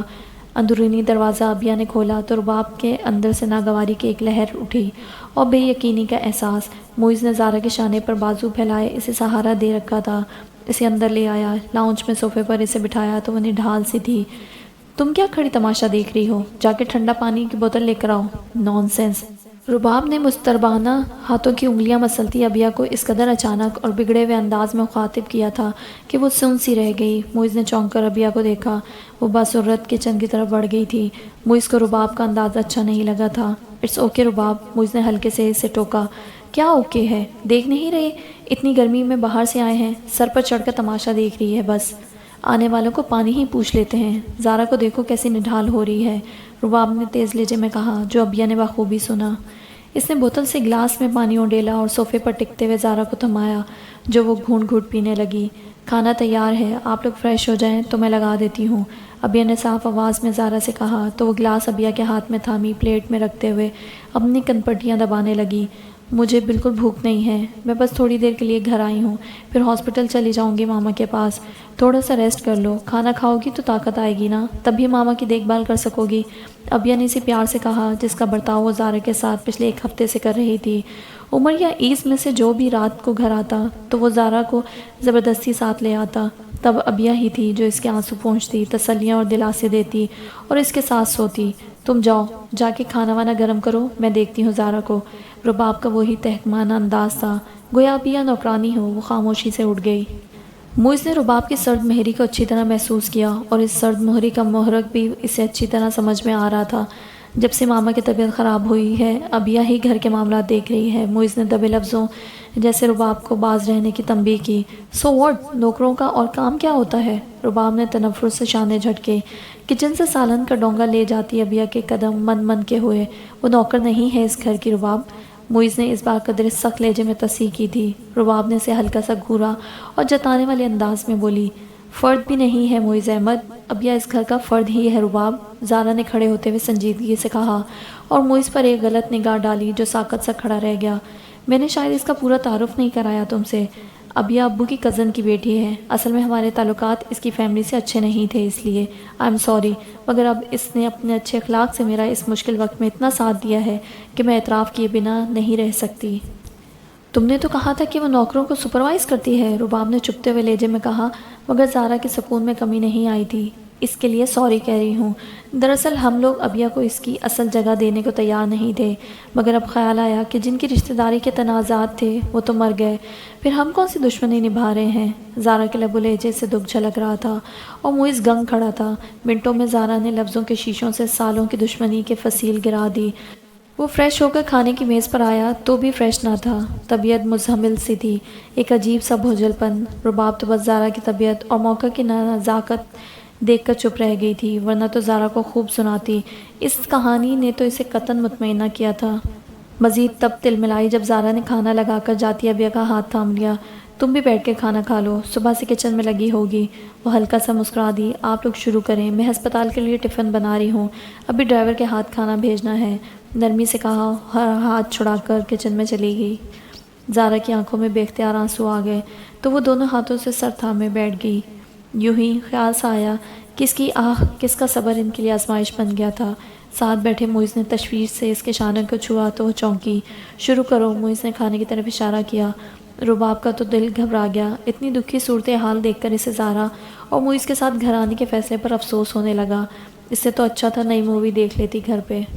وہ کڑتے ہوئے اپنی پلیٹ میں سالن نکال رہی تھی۔ ڈرائیور کے ہاتھ اسپتال، عیز اور عمر کے لیے کھانا بھجوانے کے بعد ابیا نے کچن میں ہی بیٹھ کر تھوڑا سا کھانا کھا لیا۔ اس کا رباب جیسی کم ظرف کے سامنے جانے کا کوئی ارادہ نہ تھا۔ کھانے کے بعد موئز نے زارا کو تھوڑی دیر آرام کرنے کا مشورہ دیا تو رباب کا دل گھبرانے لگا۔ وہ اس دکھی چہرہ زارا کے ساتھ جا کر آرام کرنے کا سوچ بھی نہیں سکتی تھی۔ فوراً ہی اٹھ کھڑی ہوئی۔ تم آرام کرو، میری وجہ سے ڈسٹرب ہوگی، میں پھر آؤں گی۔ بڑے پیار سے زارا کو لپٹاتے ہوئے وہ چھوٹے بھائی کو کال ملا رہی تھی جو بائک پر آ کر اسے ساتھ لے جاتا۔ تم رکو نا زارا کے پاس، شام کو میں ہاسپٹل جاتے ہوئے تمہیں ڈراپ کر دوں گا۔ اس کے ساتھ باہر آتے موئز نے آفر بھی کی۔ نہیں موئز، زارا کو آرام کی ضرورت ہے، میری وجہ سے وہ ڈسٹرب ہوگی۔ اس نے طریقے سے انکار کر دیا۔ رباب کو رخصت کر کے وہ چائے کی طلب کے لیے کچن میں آیا تو ابیا کو دل جمی اور پھرتی کے ساتھ برتنوں کی دھلائی میں مگن پایا۔ وہ چونک کے چائے بنانے کا سوچ کر ہی کچن میں آیا تھا، سو ابیا کے متوجہ کیے بغیر ساس پین چولہے پر رکھا۔ کھڑکی کی آواز پر ابیا نے بے اختیار گردن موڑ کر دیکھا۔ وہ فریج میں سے دودھ کا پیکٹ نکال رہا تھا۔ ابیا نے جلدی سے ہاتھ دھوئے اور اس کی طرف پلٹی۔ چائے چاہیے؟ میں بنا دیتی ہوں۔ اس کے اندر کی پیدائشی عورت نے گوارا نہ کیا تھا کہ ایک مرد کو اپنی موجودگی میں چائے بنانے دیتی۔ موئز نے خاموشی سے دودھ کا پیکٹ کاؤنٹر پر رکھا اور کرسی کھینچ کر بیٹھ گیا۔ چولہا جلا کر قہوہ بناتے اور پھر دودھ ڈال کر دم پر رکھتے موئز نے بے دہانی میں اسے دیکھا۔ ایک ہفتہ پہلے موئز نے اسے کال کر کے بلایا تھا اور پچھلے ایک ہفتے سے وہ سارے گھر کا نظام ایسے سنبھالے ہوئے تھی جیسے برسوں سے سنبھال رہی ہو۔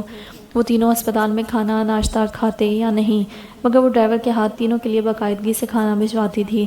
اس نے ریک میں سے مگ لیا اور اس میں چائے چھان کر ڈالنے لگی۔ اس نے مگ موئز کے سامنے رکھا۔ تھینکس۔ اب آنٹی کی طبیعت کیسی ہے؟ ابیا نے بارہا لبوں تک آتا سوال پوچھ ہی لیا تو ایک تکلیف کا احساس موئز کے اندر پھر سے جاگنے لگا۔ ویسی ہی جیسی اول روز سے ہے، وہ پھیکے لہجے میں بولا۔ ابیا اس کے سامنے والی کرسی پر ٹک گئی۔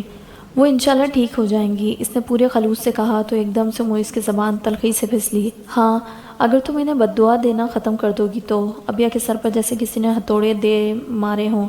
موئز وہ آخری شخص تھا جس سے وہ اس الزام کی توقع رکھتی تھی، مگر وہ پہلا بن گیا۔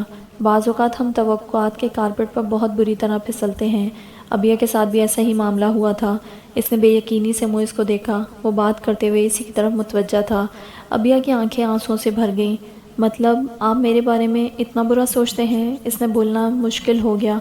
دیکھو، ڈرامہ مت کرنا یہاں۔ اس دنیا میں تمہارے سوا ہمارا کسی سے کوئی اختلاف نہیں ہے، سو صاف اور سیدھی بات ہے جو میں نے کہہ دی۔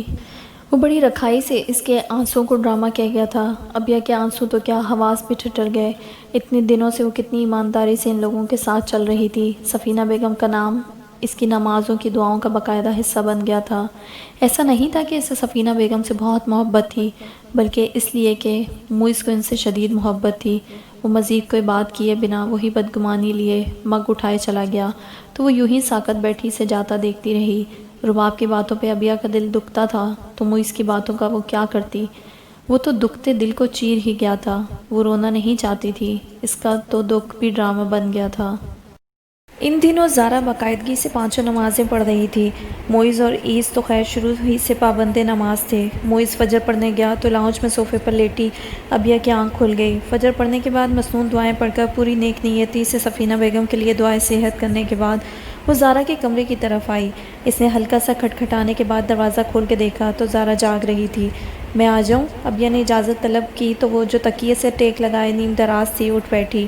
دوپٹہ ابھی تک نماز کے سٹائل میں لپٹا ہوا تھا۔ اسبات میں سر ہلایا۔ آ جاؤ۔ ابیہ جھجکتی ہوئی اندر آ گئی۔ بیٹھو۔ زارا نے اپنے بیڈ پر اشارہ کیا تو وہ کنارے پر ٹک گئی۔ ابیہ نے چند لمحے جیسے لفظوں کو جوڑ توڑ کیا، پھر سر اٹھا کر زارا کو دیکھا۔ اللہ جانتا ہے زارا، میں نے کبھی بھی آنٹی کے لیے کچھ برا نہیں سوچا اور نہ ہی انہیں بد دعا دی ہے۔ اس کی آواز بھرا گئی تھی۔ زارا نے ہاتھ بڑھا کر بے اختیاری اس کا ہاتھ تھپکا۔ وہ آپ لوگوں کی ماں ہے اور میں جانتی ہوں کہ ماں جیسی دولت کا کھونا کیسا ہے۔ آپ پوری دنیا کھو بیٹھتے ہیں۔ ابیہ کے آنسو ٹپ ٹپ بہنے لگے اور ساتھ ہی زارا کے بھی۔ دے لیتی بد دعا ابیہ، تمہارا صبر ہی پڑ گیا ہے شاید۔ زارا روتے ہوئے دکھ سے بھوجل لہجے میں بولی تو کچھ بولنے کی کوشش میں ناکام ہو کر ابیہ نے نفی میں سر ہلایا تھا۔ ہم میں سے کسی نے بھی تمہیں انصاف نہیں دلایا اور تم پھر بھی صبر کرتی رہی۔ زارا پہ گزرے دنوں میں بہت کچھ وارد ہوا تھا۔ ٹھوکر لگے تو آنکھیں کھل ہی جایا کرتی ہیں، پھر آگے پیچھے بہت کچھ دکھائی دیتا ہے۔ ہم سب حالات کا شکار ہیں زارا، آنٹی کا کیا قصور؟ میں انچاہا فیصلہ ہوں جو ان پہ تھوپا گیا تھا، اور مسلط کر دیے جانے والے فیصلوں پر کوئی بھی خوش نہیں ہوا کرتا۔ ابیہ نے پل بھر میں سب کو بری کر دیا تھا۔ میری طرف سے دل میں میل مت لاؤ زارا، میں تو اس گھر کے ہر فرد کے لیے دل سے دعا کرتی ہوں، تو اس ماں کے لیے کیوں نہ کروں گی جس کے بیٹے نے ایک لڑکی کو بازار میں بکنے سے بچایا تھا۔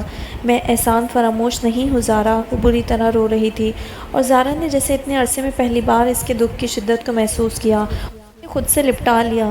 یہ اس کے یقین کا اظہار تھا۔ ابیہ کے دل میں ٹھنڈک سی اترنے لگی۔ بے کیف سے دن، بوجھل راتیں، ہر کوئی اپنی جگہ بے سکونی کی کیفیت میں تھا۔ اون اسپتال سے گھر آیا تو امی بھابھی نے سفینہ بیگم کی بابت پوچھا۔ وہ انہیں تفصیل بتا کر کمرے میں آیا تو طبیعت مزمل سی تھی۔ موئز سے ظاہری نہیں دلی دوستی تھی۔ اس کا دکھ اون کو بھی دکھی کرتا تھا۔ ثانیہ سونے کے لیے لیٹ چکی تھی۔ اون کو اندر آتا دیکھ کر اٹھ بیٹھی۔ وہ اسے نظر انداز کرتا اپنے کپڑے لیے واش روم میں چلا گیا۔ باہر نکلا تو وہ ابھی بھی یوں ہی منتظر سی بیٹھی تھی۔ اون نے حسب عادت تکیہ اٹھا کر اپنی جگہ کو جھاڑا۔ کیسی طبیعت ہے بانٹی کی؟ وہ اسے سونے پر تلا دیکھ کر نرمی سے بولی۔ ویسی ہی ہے۔ سر ہلا کر مختصراً جواب دیا اور بتی بجھا کر اپنی جگہ پر لیٹ گیا۔ ثانیہ عجیب سی کیفیت کا شکار ہونے لگی۔ جن دنوں وہ متوجہ رہتا تھا تب بھی وہ جھنجھلائی ہوئی رہتی تھی، اور اب اس کا غیر متوجہ انداز بھی دل پر آرے چلا رہا تھا۔ وہ اب کڑنے لگی۔ اس کی تو شاید نزدیک کی نظر بھی کمزور ہے، اتنی خوبصورت بیوی بھی دکھائی نہیں دیتی۔ چلو قبول صورت ہی صحیح۔ اون، تمہیں نہیں لگتا ہم کچھ عجیب سے ہو گئے ہیں؟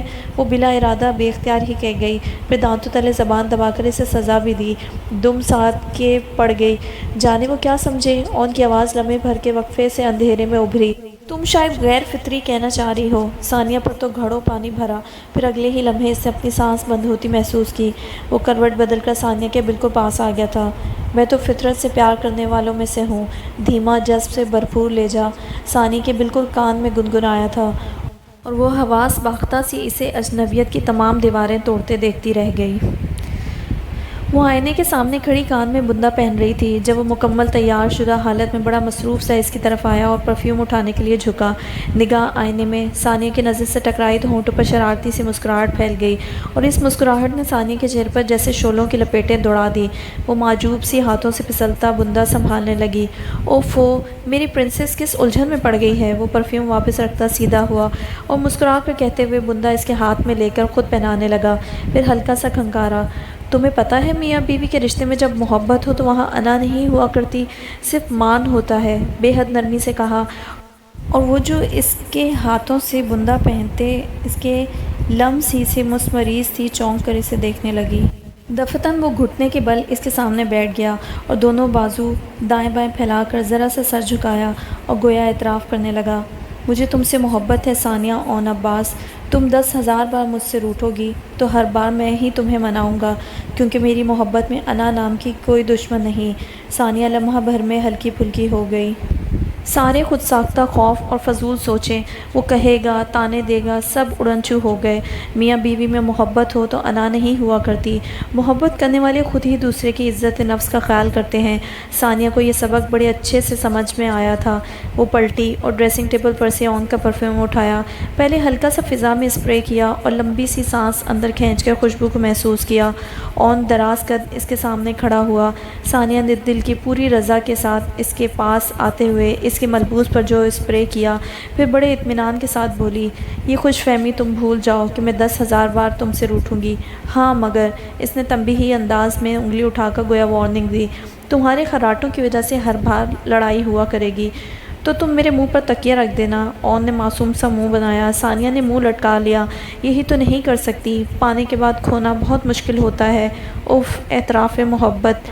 اون کا دل بہت ترنگ میں دھڑکا، کھینچ کر اسے اپنی گرفت میں لیا۔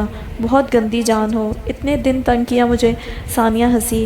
آئی لو یو، کان میں گنگناتا اون کا دھیما سا لہجہ اور ثانیہ کا مدھم سا اعتراف، می ٹو۔ دو بے وقوفوں کی کہانی کی بنیاد محبت تھی، سو محبت بھرے انداز میں محبت کے اعتراف پر ہی ختم ہوئی ہر اختلاف، ہر لڑائی۔ ڈرامہ۔ ڈرائیونگ کرتے معیز کا ذہن وہیں اٹکا ہوا تھا۔ سفینہ بیگم کا عبیہ سے رویہ سب کے سامنے تھا، اور ایسے میں عبیہ کا اس قدر مثبت رویہ۔ معیز نے سر جھٹکتے ہوئے موبائل سے رباب کو کال ملائی۔ ریڈی ہو تو راستے میں سے تمہیں پک کر لوں؟ اوہو، کہاں کا پروگرام ہے؟ رباب نے کھنکتے ہوئے لہجے میں پوچھا۔ شکر ہے اس سڑے بس سے فیس سے نکلے سب۔ معیز نے احتیاط سے موڑ کاٹا، اس کا دھیان رباب کے انداز کی طرف نہیں تھا۔ ہسپتال جا رہا ہوں، سوچا تمہیں بھی لے چلوں، وہ بولا۔ دوسری طرف خاموشی چھا گئی۔ رباب، کہاں ہو یار؟ معیز کو شک ہوا، شاید لائن ڈراپ ہو گئی تھی۔ زارا بھی ساتھ ہے؟ رباب نے پوچھا تو معیز نے اس کی بھی تفصیل بتا ڈالی۔ رباب کا تو سر کے بال نوچنے کو جی چاہا۔ دونوں بہن بھائی ہی مجذوب بنے بیٹھے تھے۔ بھائی، کیا دنیا بیمار نہیں پڑتی؟ آئی ایم سوری معیز، میں کچھ بہتر محسوس نہیں کر رہی۔ ایکچولی مجھے اسپتال کے ماحول سے وحشت ہوتی ہے، دوائیوں کی بو وغیرہ۔ وہ معذرت خواہانہ انداز میں بولی تو معیز کی پیشانی پر ہلکی سی شکن پڑی۔ اوکے، اللہ حافظ، اس نے مختصراً کہہ کر لائن ڈراپ کرتے ہوئے موبائل ڈیش بورڈ پر ڈال دیا۔ ذہن ایک بار پھر عبیہ مراد کی طرف پلٹنے لگا۔ وہ کس نیت سے یہ سب کر رہی تھی؟ گاڑی پارکنگ میں کھڑی کر کے وہ اسپتال میں داخل ہوا۔ اب اس کے موبائل پر ایز کی کال آنے لگی تھی۔ اس نے صرف ایز کالنگ جگمگاتے ہوئے دیکھا تو دل کسی نے مٹھی میں جکڑ لیا۔ وہ یوں ہی موبائل مضبوطی سے تھامے اندر کی جانب دوڑا۔ وہ یہ کال نہیں سننا چاہتا تھا۔ اس کے ہاتھ میں دبا موبائل مسلسل بج رہا تھا۔ وہ پھولی سانسوں کے ساتھ سفینہ بیگم کے کمرے تک پہنچا۔ اس نے اندر سے 2 ڈاکٹرز اور نرسوں کو نکلتے دیکھا اور ساتھ ایز۔ معیز کی ٹانگوں کی جان گویا نکلنے لگی۔ تبھی ایز کی نظر اس پر پڑ گئی تو وہ بھاگنے کے سے انداز میں معیز کی طرف آیا۔ اس کا چہرہ دمک رہا تھا۔ وہ اس کے پاس آ کر جوشیلے انداز میں بولا، ماما کو ہوش آ گیا ہے بھائی، ابھی ڈاکٹرز چیک کر کے گئے ہیں، وہ بول نہیں رہی مگر وہ بالکل ٹھیک ہیں۔ اور معیز پھر سے جی اٹھا۔ وہ تیزی سے کمرے میں بھاگا تھا۔ سفینہ بیگم چت لیٹی تھی مگر اتنے دنوں سے بند آنکھیں اب مسلسل کھلی تھیں اور چھت کو دیکھ رہی تھیں۔ ماما ماما فرتے جذبات سے وہ انہیں پکارتا ان کے قریب چلا آیا تو انہوں نے چہرہ گھما کر دیکھا۔ ایز اس کے پیچھے تھا۔ سفینہ بیگم کا کمزور سا لہجہ ابھرا، تم لوگ کون ہو؟ ان کے انداز میں اس قدر اجنبیت تھی کہ دونوں بھائی اپنی جگہ گڑ گئے۔ انجیکشنز لے کر آتا عمر بھی ساکت سا تھا۔ دعائیں رنگ لائی تھیں۔ سفینہ بیگم کومے سے باہر آ گئی، مگر شدید نروس بریک ڈاؤن کی وجہ سے ان کی دماغی کیفیت متاثر ہوئی تھی، جس کی وجہ سے فی الحال وہ کسی کو پہچان نہیں پا رہی تھیں۔ مگر ان کے لیے تو یہی خوشی بہت تھی کہ ماں زندہ جیتی جاگتی حالت میں سامنے تھی۔ وہ زارا کو لینے آیا تو خوشی کی خبر سن کر وہ رونے لگی۔ رو مت زارا، پہلے اللہ کا شکر ادا کرو، ابیہ نے نرمی سے ٹوکا تو معیز نے بے اختیار اسے دیکھا۔ مبارک ہو، وہ کچھ جتانے والے انداز میں بولی تو معیز عجیب سی کیفیت کا شکار ہوا۔ میں بس شکرانے کے 2 نفل پڑھ لوں پھر ہاسپٹل چلتی ہوں۔ زارا ہنستی روتی کیفیت میں تھی، مگر پہلے وہ اس اللہ کا شکر ادا کرنا چاہتی تھی جس نے ہاتھ اٹھاتے ہی اسے نواز دیا تھا۔ زارا کے جانے کے بعد معیز نے دیکھا ابیہ لاؤنج میں صوفے پر جا بیٹھی تھی اور اپنی مصون دعاؤں والی کتاب بند کر کے دعا مانگ رہی تھی۔ وہ کچھ سوچ کر اس کی طرف آیا۔ اس نے ابیہ کی دعا مکمل ہونے اور آمین کہہ کر چہرے پر ہاتھ پھیرنے کا انتظار کیا۔ وہ اٹھنے لگی تو معیز کو کھڑے پا کر چونک گئی۔ آئی ایم سوری، وہ راستے میں کھڑا تھا۔ ابیہ وہاں سے جانے لگی تھی جب وہ صاف آواز میں بولا۔ وہ ٹھٹک گئی، بے حد حیرت سے معیز کو دیکھا۔ میں نے ٹینشن میں آ کر وہ فضول بکواس کر دی تھی، اس کے لیے سوری۔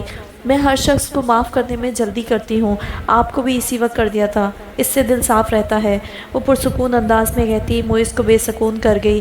اپنی بات مکمل کر کے وہ وہاں سے جا چکی تھی۔ زارا اچھی طرح دوپٹہ لپیٹتی کھلے چہرے کے ساتھ آئی تو وہ چونکا۔ ابیہ سے پوچھ لو وہ جائے گی؟ وہ کہنا کچھ چاہتا تھا اور منہ سے کچھ اور ہی نکل گیا۔ زارا کو بھلا کیا اعتراض تھا، فوراً اسے لے آئی۔ ان دونوں کے ساتھ باہر نکلتے معیز کو احساس ہوا کہ زارا نے بالکل ابیہ کے طریقے سے دوپٹہ اوڑھ رکھا تھا۔ تو کیا زارا ابیہ کو قبولنے لگی ہے؟ معیز کے ذہن میں پھانس سی اٹکنے لگی تھی۔ سفینہ بیگم کے سنبھلنے تک زارا کی شادی آگے کر دی گئی تھی۔ وہ تیزی سے روح بصحت تھیں اور ہاسپٹل سے گھر شفٹ کر دی گئی تھیں۔ ہاں، مگر ذہنی کیفیت کسی وقت بالکل غائب دماغ سی ہو جاتی تو وہ عجیب بہکی بہکی سی باتیں کرتی، کسی کو بھی نہ پہچانتی، یا پھر اگر اپنی بات پر اڑ جاتی خواہ وہ غلط ہی کیوں نہ ہو تو بحث سننا پسند نہ کرتی تھی۔ زور زور سے چیختی چلاتی اور ڈاکٹرز نے انہیں سختی سے ٹینشن فری رکھنے اور پیار اور عقل مندی سے کنٹرول کرنے کی ہدایت کی تھی۔ زارا کی ذمہ ان کی مستقل دیکھ بھال آ گئی تو وہیں سارے گھر کا نظام ابیہ کا محتاج ہو گیا۔ نذیرہ واپس آ چکی تھی، اس کے ساتھ مل کر ابیہ گھر کے ہر کونے کو سنوارتی۔ مجھے اس لڑکی کی شکل سے ہی چڑ ہے، ورنہ میں اسے مستقل نوکرانی بنانا پسند کرتی، رباب نے ایک بار بآواز بلند ابیہ کو سناتے ہوئے مذاقاً معیز سے کہا تو وہ سناٹے میں آ گیا۔ شٹ اپ رباب، وہ ناگواری سے بولا تو رباب نے اسے تیکھی نظروں سے دیکھا۔ تمہارا بہت دل دکھتا ہے اس کے خلاف سن کر، وہ تمہارے خلاف یہ سب کہتی تو میں یوں ہی اعتراض کرتا، معیز نے کہا تو وہ تلملا اٹھی۔ یعنی تمہارے نزدیک مجھ میں اور اس 3rd کلاس میں کوئی فرق ہی نہیں؟ وہی تو میں تمہیں سمجھا رہا ہوں، تم اپنے اور اس کے درمیان موجود فرق باقی رہنے دو۔ جو رباب ہے وہ ابیہ کبھی نہیں ہو سکتی، معیز نے ٹھنڈے لہجے میں کہا، اور یہ سب اپنے کانوں سے سنتی ابیہ مراد کے ہونٹوں پر چپ کا تالا تھا۔ اسے لگتا تھا وہ معیز کے سامنے اپنے حق کی آواز اٹھا کر شاید خود کو بے مول کر بیٹھی ہے۔ اب وہ دوبارہ کچھ نہیں کہنا چاہتی تھی، اسے خدا کے فیصلے کا انتظار تھا۔ سفینہ بیگم کے سامنے جانا ابیہ کے لیے کڑا امتحان ثابت ہوا، مگر یہاں زارا کی فراست کام آئی۔ آپ چاہتی تھی نا یہ اس گھر میں کام کرے، تو جب سے آپ بیمار ہوئی ہیں نذیرہ کے ساتھ مل کر یہ سارا گھر سنبھال رہی ہے۔ مجھے تو کچھ بھی نہیں آتا، اور سفینہ بیگم اچھی طرح سمجھ گئیں۔ البتہ شدید بیماری نے بھی ابیہ سے ان کی نفرت اور بدگمانی کو ختم نہیں کیا تھا۔ وہ ابیہ کے ساتھ ویسا ہی سلوک کرتی جیسا کسی نوکرانی کے ساتھ، اور دوپہر کے کھانے پہ تو حد ہی ہو گئی۔ شدید گرمی سے پریشان زارا شاور لے کر فریش ہونے گئی، تب سفینہ بیگم کے کھانے کا ٹائم ہو گیا تو ابیہ بڑی نفاست سے سلاد اور رائتے کے باؤل سمیت کھانا ٹرے میں سجائے ان کے کمرے میں آ گئی۔ انہوں نے اسے دیکھ کر منہ بنایا، تم پھر آ گئی؟ نذیرہ کہاں مر گئی ہے؟ ابیہ نے بڑے تحمل کا مظاہرہ کرتے ہوئے ہونٹوں پر ہلکی سی مسکراہٹ کے ساتھ ٹرے سائڈ ٹیبل پر رکھی، ایک برتن میں ان کے ہاتھ دھلوائے۔ بہت ڈھیٹ ہو، بالکل اپنی ماں کی طرح، وہ مسلسل بڑبڑا رہی تھی۔ نذیرہ سارا کام ختم کر کے گئی ہے، یہ ذمہ داری تو میری ہے نا، وہ نرمی سے بولی اور ہاتھ خشک کرنے کے لیے نیپکن انہیں تھمایا۔ تم کون ہوتی ہو میرے گھر کی ذمہ داری اٹھانے والی؟ ہاں، انہوں نے نیپکن بیڈ پر پھینکا۔ میری بیماری کا بہانہ بنا کر قبضہ کرنا چاہتی ہو تم؟ وہ تلملائیں۔ ابیہ نے نفی میں سر ہلایا۔ آپ ٹھیک ہو جائیں تو میں یہاں سے چلی جاؤں گی، آپ بے فکر رہیں، اور اس گھر کا حصہ بھی چھوڑ دو گی؟ وہ تنفر سے بولی تو انداز جارحانہ تھا۔ ذہنی دورے کے تحت وہ ایسے ہی ایک بات پر اڑ جاتی تھی۔ ابیہ سے تو خیر ویسے بھی انہیں پرخاش تھی، جی چھوڑ دوں گی۔ موئز کے قدم کمرے کے دروازے ہی میں ٹھٹک گئے۔ وہ کھانے کی ٹرے سفینہ بیگم کے سامنے رکھ رہی تھی اور میرے اور موئز کو بھی انہوں نے اسی حقارت بھرے انداز میں گویا کانٹوں بھرا کوڑا اسے رسید کیا۔ وہ بلبلائی، روح تک تڑپی، مگر منہ سے ایک لفظ نہیں بولا۔ کھانا کھا لیں آپ؟ نہیں، پہلے تم کہو کہ تم میرے بیٹے کا پیچھا چھوڑ دو گی۔ وہ بضد ہوئیں اور اب یقیناً کتنی ہی دیر وہ اسی بات پر اڑی رہنے والی تھی۔ میرا ان سے کیا تعلق؟ جب میں چلی جاؤں گی تو سب خود بخود ختم ہو جائے گا۔ وہ بڑی برداشت سے کام لیتے ہوئے بولی تو نہ چاہتے ہوئے بھی آواز بھر آ گئی، چلی جانا اچھا، ورنہ میں نوکروں سے کہہ کر تمہیں خود باہر پھینکوا دوں گی۔ وہ سر ہلاتے ہوئے تسلی سے بولی اور کھانا کھانے لگی۔ نظیرہ کھانا اچھا بنانے لگی ہے، میرے پاس کھڑے کھڑے سیکھ گئی ہوگی۔ وہ یوں ہی بولتی رہتی تھی اور ابیہ ان کے کھانا کھانے کے دوران ایک طرف کرسی پر بیٹھی سنتی رہتی۔ اب بھی ان کی بات بتائیتی انداز میں سر ہلایا، بنا تصحیح کیے کہ یہ کھانا ابیہ نے بنایا تھا، بلکہ اب تو کھانا پکتا ہی ابیہ کی مہربانی سے تھا۔ زارا تو ان کاموں میں نکمی تھی۔ موئز گہری سانس بھرتا اندر آیا۔ ابیہ کی قوت برداشت واقعی کمال کی تھی۔ صحیح معنوں میں وہ ڈاکٹر کی ہدایت پر عمل کر رہی تھی۔ آؤ موئز، کھانا کھاؤ۔ وہ موئز کو دیکھ کر خوش ہوئی۔ وہ لنچ کرنے آفس سے گھر آیا تھا۔ جی ماما آپ کھائیں، میں ابھی فریش ہوں گا، آپ کو دیکھنے آ گیا۔ وہ مسکراتے ہوئے ان کے سامنے بیٹھ گیا۔ اب تو میں بالکل ٹھیک ہوں۔ وہ بھی مسکرائیں تو واقعی بالکل ٹھیک ہی لگیں۔ اب میں نے سوچ لیا ہے کہ زارا کی شادی میں ہی تمہارے فرض سے بھی سبکدوش ہو جاؤں گی، بہو لے آؤں گی میں، تو میری فکر کم ہوگی۔ بستر پر پڑی ہوں، سارا گھر اوندا سیدھا ہو گیا ہوگا۔ وہ مگن انداز میں مسکراتے ہوئے کہہ رہی تھی۔ موئز کی نگاہ بے اختیار ہی ابیہ کے سفید پڑتے چہرے کی طرف اٹھ گئی۔ وہ نہیں چاہتا تھا کہ ابیہ کے سامنے کوئی ایسی بات کرے، خود چاہے وہ کوئی بھی فیصلہ کرنا چاہتا تھا، مگر یہ وہ جان گیا تھا کہ وہ ایک بے ضرر اچھی لڑکی ہے۔ سفینہ بیگم کی بات کا جواب اچانک دروازہ کھول کر ایز کے ساتھ اندر داخل ہوتے ہوئے عمر نے دیا۔ غلط فہمی ہے آپ کی پھوپھو جان، سارا گھر اپنے قدموں پر کھڑا ہے اور وہ بھی بڑی شان و شوکت کے ساتھ۔ اچھا تمہیں بڑی خبر ہے؟ وہ ہنسی۔ ابیہ کو اپنا آپ وہاں مسفٹ لگنے لگا تو وہ اٹھنے کو پر تولنے لگی۔ پھر بھی اگر آپ اپنے کسی بیٹے کی شادی کرنے پر تلی ہوئی ہیں تو میری کروا دیں۔ ایز نے مسکین سا منہ بنایا۔ بلکہ مجھے گود لے کر بھی یہ فریضہ ادا کر سکتی ہیں۔ عمر کے جملے کمال کے ہوتے تھے۔ ابیہ کو ہنسی آنے لگی، مگر عمر کے اگلے فقرے نے اسے تھرا دیا۔ رہ گیا آپ کا گھر تو وہ آپ کی بڑی بہو نے چمکا کے رکھا ہوا ہے۔ کمرے میں ایک دم خاموشی سے چھائی۔ ابیہ حواس باختہ کرسی سے اٹھی۔ کیا بکواس ہے یہ عمر؟ وہ غصیلے لہجے میں بولی۔ ساتھ ہی ابیہ کو گھور کر دیکھا۔ یہ کوڑے کے ڈھیر سے اٹھ کر آئی لڑکی، اسے تم میری بہو کہہ رہے ہو؟ نفرت، حقارت، تنفر، خوف خدا ختم تھا یہاں۔ جو عورت اپنے ٹھنڈے مزاج کی مثالی شوہر کے ساتھ ساری زندگی طبل جنگ بجائے رہی تھی، وہ کسی اور کو کیوں کر بخشتی؟ ابیہ کا چہرہ اہانت کے مارے سرخ ہو گیا۔ ہیرا کوڑے کے ڈھیر پر پڑا ہو تب بھی ہیرا ہی ہوتا ہے پھوپھو، اس کی قدر اور قیمت میں فرق نہیں آتا۔ عمر سنجیدہ تھا، مگر اسے احساس نہیں تھا کہ وہ کیا کر بیٹھا ہے۔ اگلے ہی پل سفینہ بیگم نے جیسے غصے سے بے قابو ہو کر ہاتھ مار کر کھانے کی ٹرے پر گرائی اور ایک پلیٹ اٹھا کر ابیہ کو دے ماری، جو پوری قوت سے اس کے بازو سے ٹکرائی اور نیچے گر گئی۔ وہی تباہی بکتی سفینہ بیگم نے گلاس اٹھایا تو ایز ان کے اور ابیہ کے درمیان آ گیا۔ کیا ہو گیا ہے ماما؟ ریلیکس۔ اس نے نرمی سے آگے بڑھ کر ان کے ہاتھ سے گلاس لیا، ان کے ہاتھ تھام لیے۔ ابیہ فی الفور کمرے سے باہر نکل گئی۔ عمر اور ایز سفینہ بیگم کو ٹھنڈا کر رہے تھے۔ موئز اٹھ کر تیزی سے ابیہ کے پیچھے نکلا۔ ان دنوں اس کے پاس جائے پناہ صرف ایک ہی تھی، کچن۔ وہ دروازے پر ہی ٹھٹک گیا۔ کچن میں کرسی پر بیٹھی میز پر بازو کے گھیرے میں سر ٹکائے ہوئے یقیناً رو رہی تھی۔ تعصب اور دکھ کا احساس اور سب سے بڑھ کر شرمندگی۔ موئز کے قدم من بھر کے ہو گئے۔ آج تک وہ یہی سوچتا اور کھڑتا آیا تھا کہ زندگی نے اس کے ساتھ اچھا نہیں کیا، مگر آج پتہ چلا کہ اس سے بھی زیادہ برا تو ابیہ کے ساتھ ہوا تھا، اور یہ ہونا ابھی جاری و ساری تھا۔ آگے آ کر اس نے کرسی گھسیٹی اور اس کے پاس بیٹھ گیا۔ وہ فوراً الرٹ ہوئی، جلدی سے دونوں ہاتھوں سے آنکھیں پونچھ کر چہرہ اوپر اٹھایا تو سامنے موئز کو پا کر اہانت کے احساس سے پھر آنکھیں نم ہو گئیں۔ موئز کو سوری جیسا لفظ بھی بے معنی لگنے لگا۔ بعض رویوں کا مداوع رویہ ہی کرتا ہے، الفاظ نہیں۔ موئز بھی اسی پوزیشن پر تھا، مگر مشکل تو یہ تھی کہ رویے کے اظہار کے لیے رشتے کا تعین ضروری تھا۔ ماما کی طرف سے میں معذرت چاہتا ہوں، وہ در حقیقت شرمندہ تھا۔ لانتیں ملامتیں کھاتی یہ لڑکی مشکل وقت میں اس گھر کے صحیح معنوں میں مددگار اور مخلص ثابت ہوئی تھی۔ ان کی ذہنی کیفیت ٹھیک نہیں ہے، انہیں پتہ نہیں ہے۔ موئز کو کہتے شرم آئی۔ بھلا جب ذہنی کیفیت ٹھیک تھی تب کون سا وہ اسے پھولوں میں تول رہی تھی؟ مجھے تو پتہ ہے نا، میں ان کی وجہ سے نہیں رو رہی۔ ابیہ نے انہیں بری الذمہ قرار دیا۔ تو پھر کیوں رو رہی ہو؟ رو کے گلابی ہوتی آنکھوں کے گرد سیاہ پلکوں کی گھنی باڑ تھی۔ معز نے اپنے سوال کے جواب میں آنکھوں کے گلابی تہ والے کٹوروں کو پھر سے بھرتے دیکھا تو وہ مسمزیر سا ہو گیا۔ کیا کسی کا رونا بھی جادو اثر ہو سکتا ہے؟ پھر وہ بھرائے ہوئے لہجے میں بولی، ایسے ہی اپنی بدقسمتی پر یقین آ گیا آج۔ میں جتنی بھی صاف دلی سے کوشش کر لوں، عزت اور محبت میرے نصیب میں نہیں ہے۔ میں کبھی بھی کسی کو اپنا نہیں بنا سکتی۔ میرے باپ نے مجھے بیچ دیا، میری ماں مر گئی اور اس گھر نے مجھے قبول کرنے سے انکار کر دیا۔ آپ بس ایک مہربانی کیجیے گا، مجھے کسی قابل اعتبار دارالامان میں چھوڑ دیجیے گا۔ وہ دکھ اور درد کی انتہا پر تھی۔ ایک آنسو پلکوں کی باڑ توڑ کر رخسار پر لڑک آیا۔ شدت ضبط سے سرخ پڑتی آنکھوں نے معز کو بیٹھے بٹھائے مار ہی تو ڈالا۔ وہ لمحوں میں خالی سینہ بیٹھا رہ گیا۔ کاغا سب تن کھایو، چن چن کھایو ماس، دو نینا مت کھایو انہیں پیا ملن کی آس۔ وہ ابیہ مراد تھی، عزت اور محبت کے لیے روتی کرلاتی۔ وہ اپنی بدقسمتی پر آنسو بہاتی، جانتی نہیں تھی کہ آج اس کی قسمت اوج پر ہے اور اس کے بخت کا ستارہ معز احمد کی پیشانی پر چمکنے والا ہے۔